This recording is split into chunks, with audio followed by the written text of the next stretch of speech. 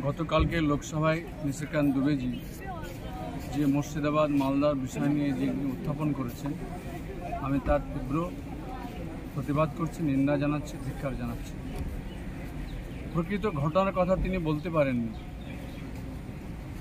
সেই সময় ঘটনা যা ঘটেছে আর কি আমরা আমাদের এলাকাতেই হয়েছে, কাজে সেটা প্রকৃত বিষয়টা আমাদের জানা রয়েছে। ঝাড়খণ্ড পুলিশের হাতে বাংলার একজন মারা গেছে গুলিতে, তার আমরা নিন্দা করছি।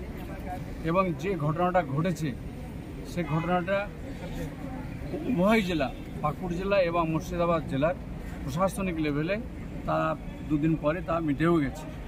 কিন্তু যে ষড়যন্ত্র নিশিকান্ত দুবেজি বা বিজেপি করছে আর কি, বাংলার মানুষ তা মেনে নেবেন না। আমাদের সঙ্গে রয়েছেন আমাদের নেত্রী মমতা ব্যানার্জি, অভিষেক ব্যানার্জি রয়েছেন। আমরা বাংলায় সম্প্রীতি ভ্রাতৃত্বকে যেভাবে বজায় রেখে আমরা চলতেছি, আগামী দিনেও আমরা বজায় রেখে সেটা চলব।